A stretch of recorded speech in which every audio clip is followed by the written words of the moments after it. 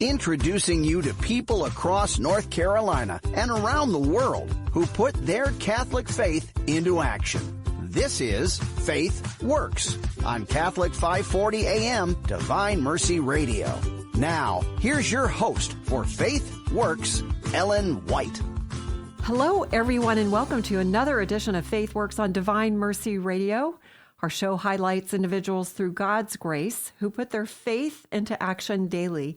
Amazing people who have an interesting, sometimes overlooked impact on our Catholic faith. On FaithWorks, we share their stories. I'm your host, Ellen White. Today, we're talking about something many of us know we should think about, but often put off, planning for the future in a way that reflects our Catholic faith. I'm joined by Dan Thimons, the founder of mycatholicwill.com, an organization helping Catholics think intentionally about legacy, stewardship, and caring for both family and church. We'll talk about Dan's background, why this work matters, and how planning ahead can actually be an act of faith. Dan, welcome to FaithWorks. Thank you so much for having me. Great to be here. And as I said before we got started, Dan, I keep hearing mycatholicwill.com all over the place. So I'm super excited to learn more about a little bit about your background and this work and why it's so important. But before we get into the details, give our listeners the 30,000-foot view. What is My Catholic Will? Sure. My Catholic Will, it's really a simple, legally valid way for Catholics and anyone to create a will that actually reflects your faith. It helps people to care for their families, protect their children, and intentionally support the church and charities they love, such as Divine Mercy Radio, without the intimidation, cost, or confusion that sometimes comes with estate planning. Oh, so great. And why, Dan, do you think this conversation, planning legacy faith, is especially important for Catholics today? What would you say? Right. Well, Catholics, especially your listeners, I know care deeply about their faith, about their families, the responsibility they have to support great Catholic institutions. We baptize our kids. We faithfully tithe. We give in the basket every Sunday, serve our parishes. Yet oftentimes we overlook estate planning as an essential way to also give back a portion of what God has blessed us with to support great Catholic causes. Yes, yeah. And, well, I can't wait to get into how My Catholic Will can support themselves if you guys are offering this for free. So I'm really curious about that. But before we get into that, Dan, tell us a little bit about your background professionally and personally. Right. So I'm married. We have 6 children, a girl and then 5 boys. We were married in 2005. I graduated from Franciscan University with a degree in business and then earned my master's degree at the John Paul II Institute for Studies on Marriage and Family. Oh, great. After that, I actually worked for 3 different dioceses in Ohio, directing the marriage and family life offices of those dioceses. So a lot of preparing engaged couples for marriage, running marriage retreats for married couples, things like that at 3 different dioceses. My brother, who co-founded the company with me, was in fundraising and development for the church in different capacities. Go ahead. I was just going to say, you both obviously have a strong background in faith and stewardship. So that's not even a question. It wasn't something that you kind of turned into at some point. Right. So that was so my background was more along the evangelization side of things for the church. And then he was the development fundraising guy. He worked for the Archdiocese of New York. He worked for a shrine in the Midwest. He worked for the Marian Fathers in Stockbridge, Massachusetts at the National Shrine of God. Love the Marian Fathers. Yeah. Yeah. So he was the head guy raising funds for the Association of Marian Helpers and the good work that they do there. That's incredible. So how did you both come to this? What made you both realize that Catholics needed something different in this space? Yeah, well, it was kind of, we came at it really from 2 different angles, I guess. From my background, looking at the real need for Catholics to honor their faith, especially with end-of-life planning, especially, taking care of their family with will plan. And then he, coming from the fundraising standpoint, recognized that Catholic institutions on a whole were not doing enough to encourage plan giving or will bequests at the end of someone's life. So he came across some other services out there from a secular point of view that would support, many different 501c3 organizations, but nothing specifically Catholic and nothing geared specifically towards organizations that Catholics should be supporting.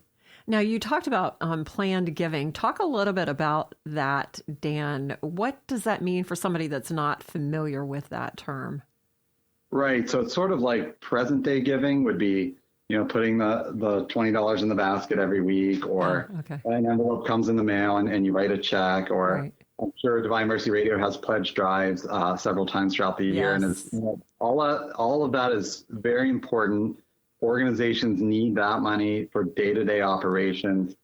Planned giving is really a gift that will happen at a future date. So a lot of times giving life insurance, something like that, or especially what we are concerned with, will bequest. And what we found is that those planned gifts, especially those will bequests, can be a much higher dollar value than our present giving, because much of our assets are tied up in living and day-to-day living. It only leaves so much left over to give to support great organizations. But when someone passes away and all of a sudden their house can be sold, their car, their retirement accounts, their, everything they have gets put together, it can leave quite an impact on the church and other ministries. I see. So that's what you would call a will bequest. So you're bequesting whatever is left when someone passes, once it's put together and sold. Forgive my elementary explanation, but once it's put together and sold, that monetary value can then be sent to a particular organization. Is that what that means?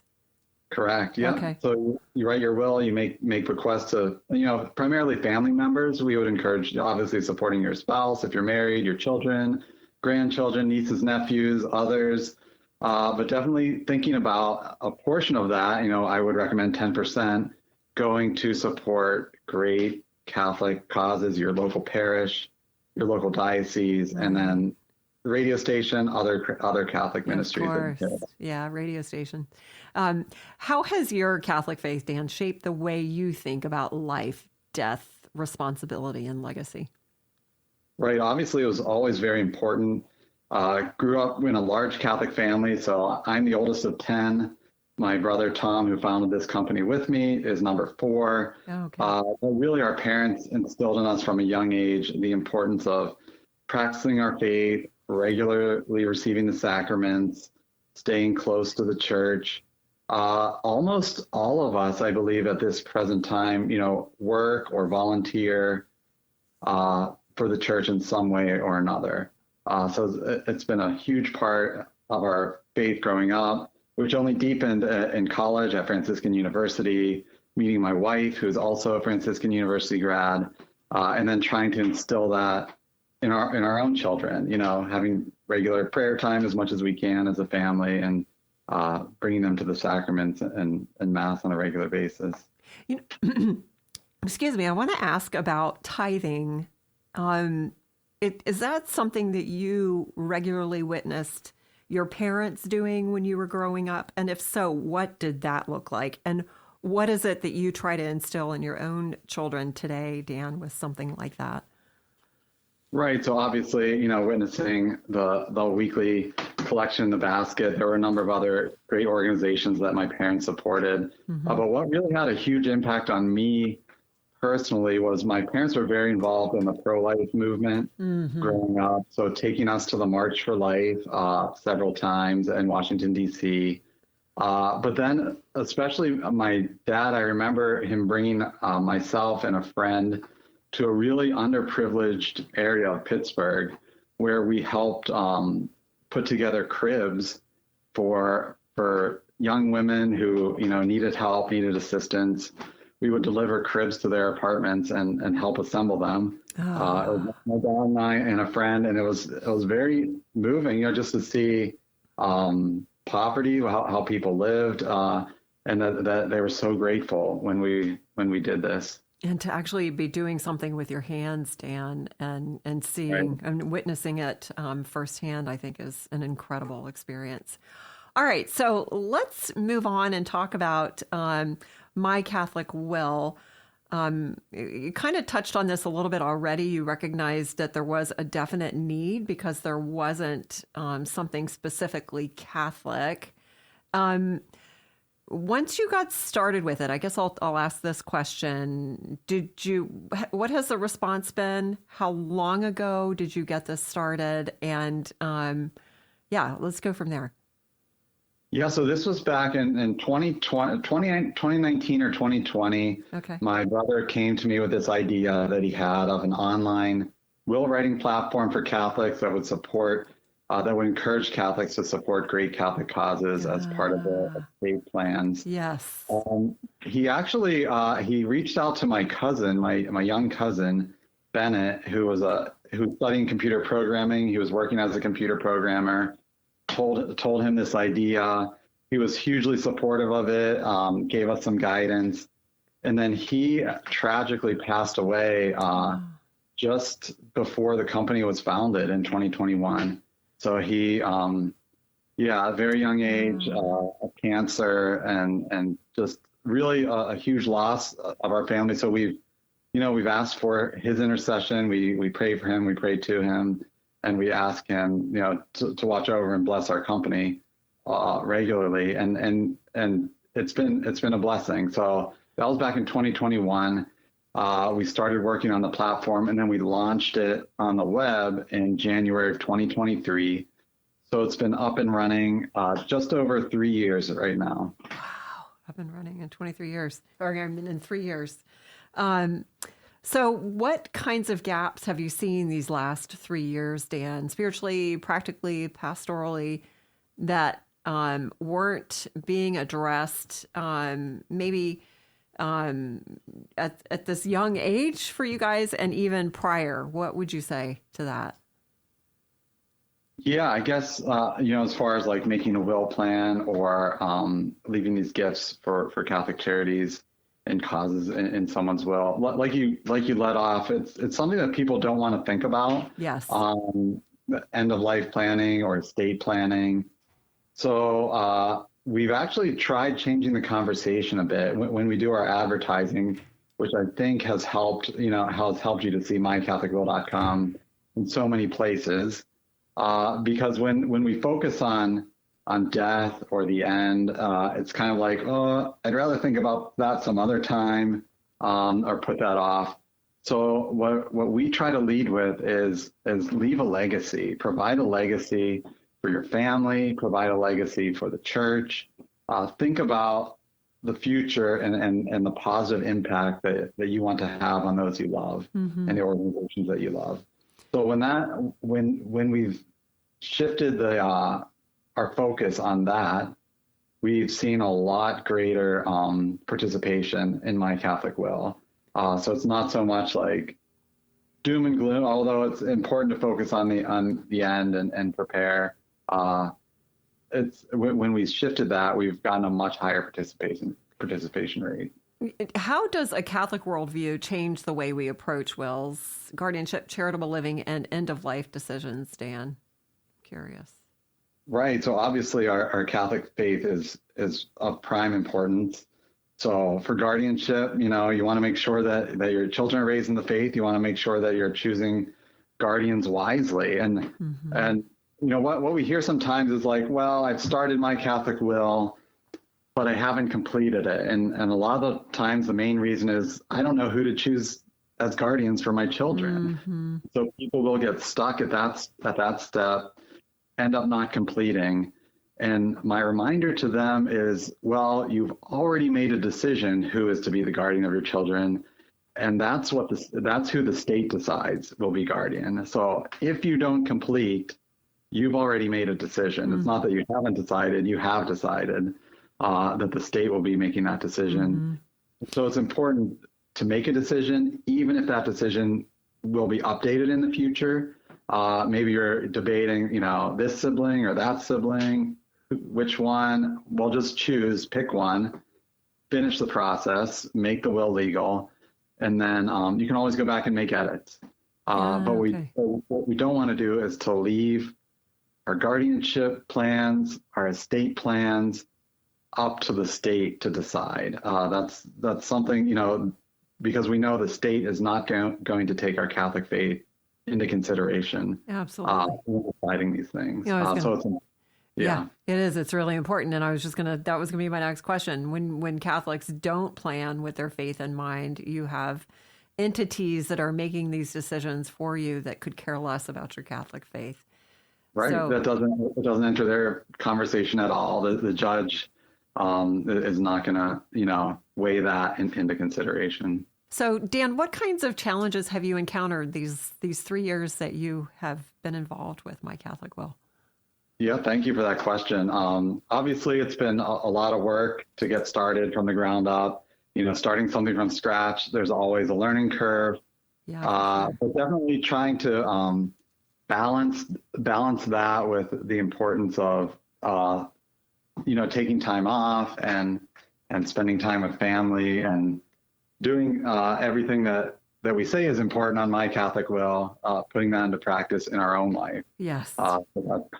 That's kind of probably been the biggest challenge. Yeah. Wow. Well said. Okay. So why don't we talk specifically about mycatholicwill.com, I should say, and what individuals will encounter when they go to the website and they start the process. Walk us through what My Catholic Will actually does. Sure. And basically what we've heard from others, and I don't know that I can't, promise that this is the case, but I've heard that of all the different online will platforms out there, that ours is actually the simplest and most straightforward one to use. And that's how we wanted to design it. We didn't want it to be incredibly complex for the user. We wanted a very simple experience. We actually get very little technical support questions on our technical support line. So we do have a help line and a help desk. And that's just evidence of it is really easy to go through. So go to mycatholicwill.com. You'll see right there on the homepage, there's a place to create an account. You're just going to put in your name and your email, and then you're just going to answer questions as you go through. Depending on the path you take through it, it can be done in as little as 15 minutes. Wow. You don't need to gather bank account information. You don't need to gather Social Security numbers or anything like that. We don't collect any of that sensitive data. Basically, the people that you want named in your will, the person you want, or the people that you want as executors or the administrators of your will, guardians for your children if they're under 18, and then how you want your estate divided. Those are basically the key things to think about. Sometimes people want to add in items one by one. They have special heirlooms. That slows up the process a bit. So it may be a bit longer than 15 minutes. If you want to name who gets each of your baseball cards, individually, it's going to take a bit longer. So I'm trying to picture this. Once you're done with the process, Dan, and it's taken you 15 minutes, what are you getting? Do you actually have a document that you then have to take to an attorney to have notarized and signed? What are you receiving at the end of the process? Yep. So at the conclusion of the process, there's a button that says download. Okay. And what you do is you download a will and then you print it out. Okay. Typically, the length of that varies depending on your different selections. Right. Between 12 and 17 pages document of your legal will. There's a cover page with instructions on how to make that legal according to your state law. Oh, great. So for most states, that involves signing it in front of witnesses. So you gather at least two witnesses who are not named in the will. And we give criteria in those instructions of who to choose as a witness. Gather them together, go to a notary, sit down with a notary and your two witnesses and sign the documents. and then make sure your executor has a copy, and that becomes your legal will. Oh, fantastic. Well, how does it help us as Catholics think intentionally about caring for family and supporting the church and leaving a faith-filled legacy in the actual will? What are some of the specific components of that in there? Yep. So as you go through, we ask basic questions, information, address, things like that. Mm-hmm. When you get about 1/3 of the way through the will, we start to prompt these questions of charitable giving. Will you consider a gift back to a Catholic organization? We have about 225 organizations right now who are listed on our platform. So you can sort through those. You can see if you recognize any, EWTN, Ave Maria Radio, places like that. Right. You can give to really easily. Yeah. And then you can also add in your own organization. So a lot of times, most commonly, your local parish. You click a button and you type in the parish name, the parish address, and you can add them right there into your will. That's so great. All right. If you're just tuning in and joining us, this is Ellen White with FaithWorks on Divine Mercy Radio. And today I'm talking with Dan Thimons, co-founder with his brother of mycatholicwill.com, about his background, why this work matters, and how Catholics can think intentionally about legacy and stewardship. We are grateful for the general support of our show sponsor, Thales College. All right, so I guess we've already talked about how My Catholic Will is unique in and of itself, but what makes it specifically distinct from other standard online will services? I guess it's the religious component, right? Right, and this is probably the most common question that we receive. What makes My Catholic Will Catholic as opposed to just any online will form? So just like any other online will form that you encounter, mm-hmm.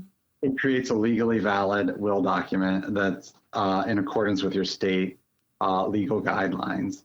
What makes it Catholic are a few things throughout. One is we encourage those gifts to great Catholic organizations. So you know that the organizations that we are encouraging are completely in line with church teaching that follow, so you can be confident in giving your gifts there. Secondly, with funeral plans and things like that. Mm-hmm. So if someone's a Catholic or a catechumen, we actually incorporate canon law. So if someone's a catechumen entering the church, they're entitled to a massive Christian burial. So if you fall in one of those categories, your will print out with a massive Christian burial. The other thing is you can select the number of masses that you want said for your soul after. Oh my gosh, this is fantastic. Yeah, and people really love that, especially if, maybe children or grandchildren or others in your family, may have strayed from the faith. We pray that's just temporary and the Lord will bring them back. But you can be assured that masses are said for your soul. You can be assured that a Catholic funeral mass will be said when you pass. So I think all of that is really important to make sure those things are in place. I think that's the number one answer that you should give about why this makes it distinct. I think just resting in the fact that masses will be said for me after I pass is such a great consolation. So that's fantastic. And tragically, we hear from priests that the individual that passes away was an extremely faithful Catholic, and this happens quite often. But the family who's not practicing chooses not to have a Catholic funeral.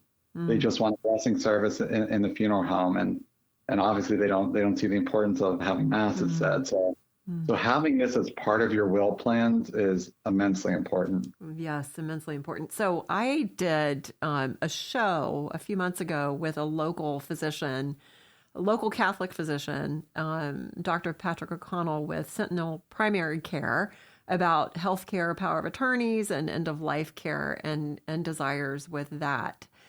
I wonder, is there anything in the will, Dan, or in preparation with this documentation that connects to that in any way?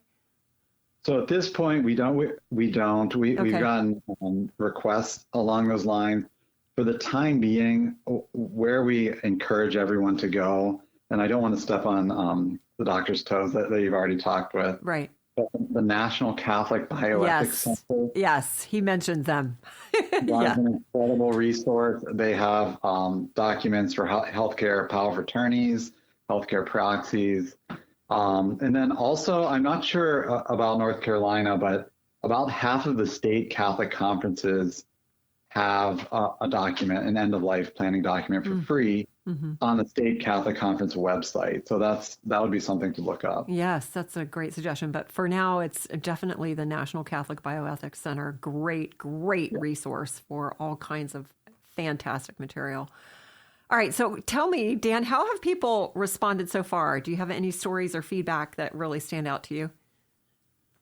Yeah, I mean, a lot of people are very grateful. We've had people in their 90s create a will that haven't had a will. We've heard from organizations where someone who created a will and gave them a gift has since passed away, and they're beginning to receive those gifts.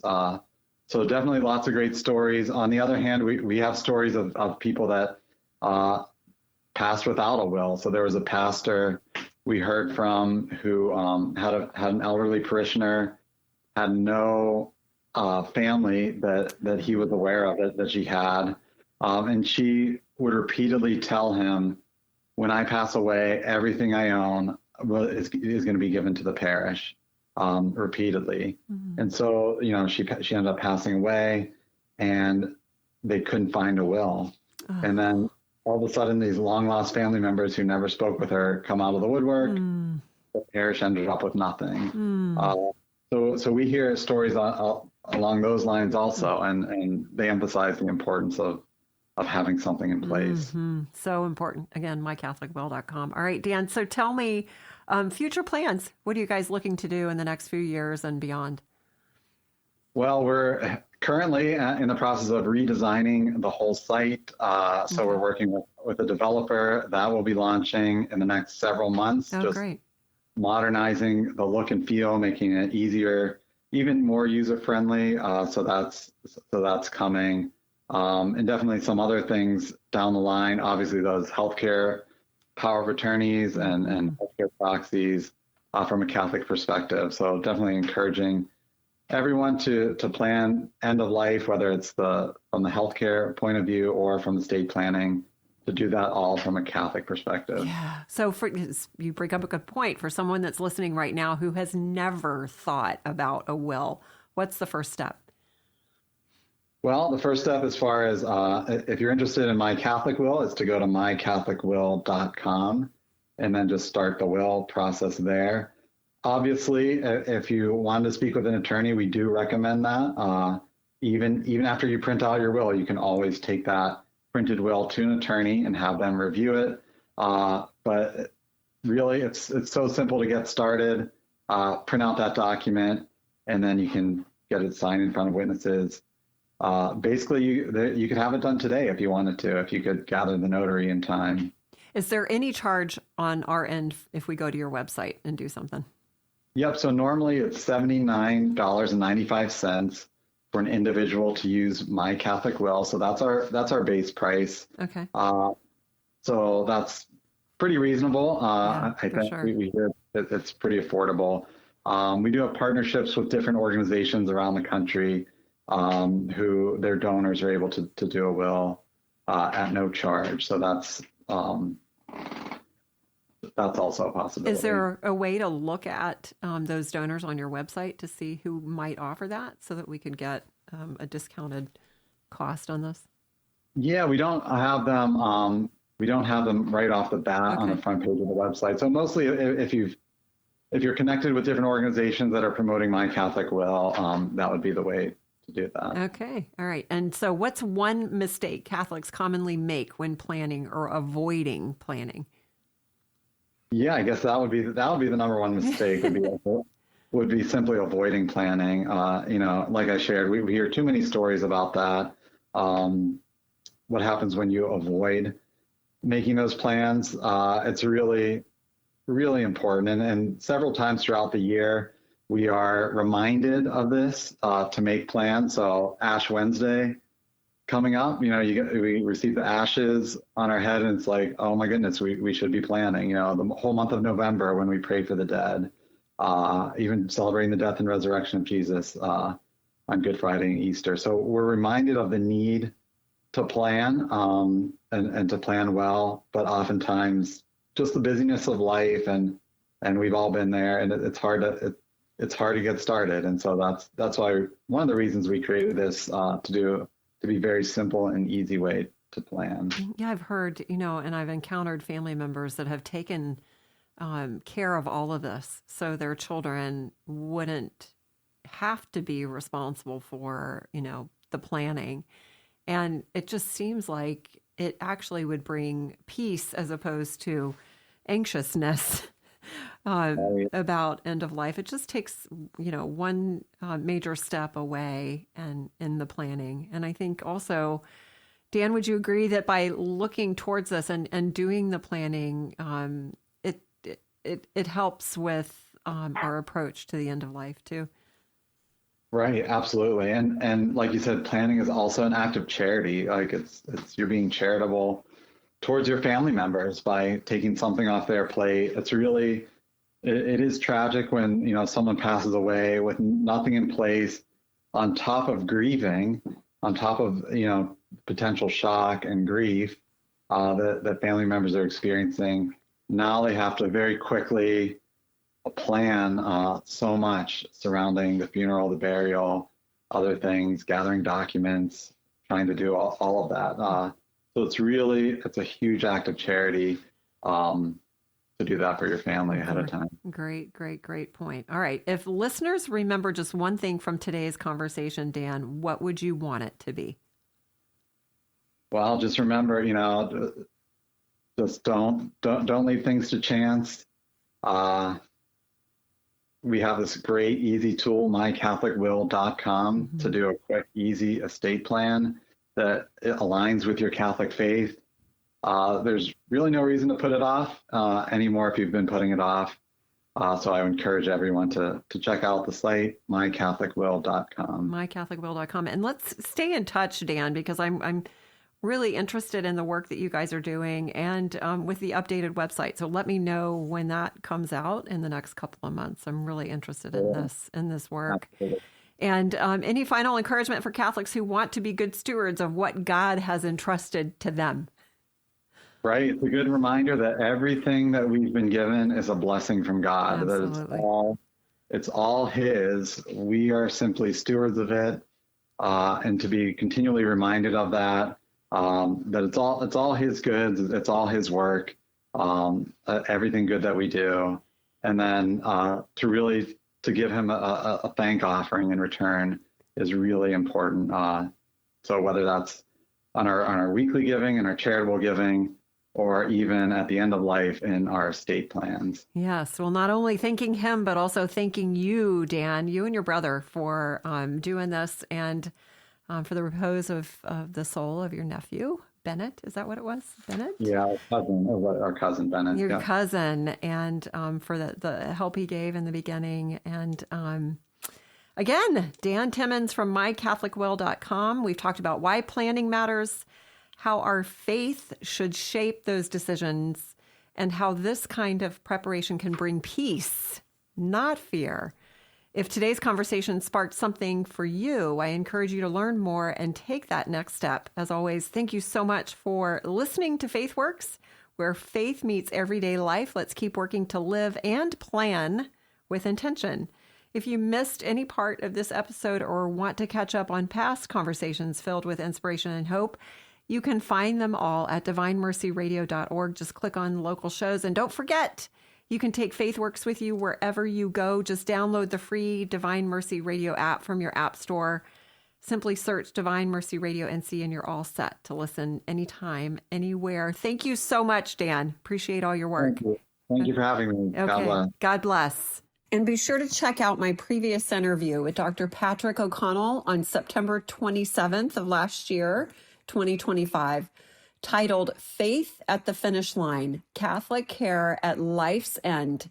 And it's on our website, divinemercyradio.org, under local shows. It's such a great discussion with a local Catholic physician on end-of-life care from a Catholic perspective, where we explore dignity, hope, and love in life's final chapter, and how we can approach serious illness, suffering, and medical decisions with faith and clarity. Be sure to check it out.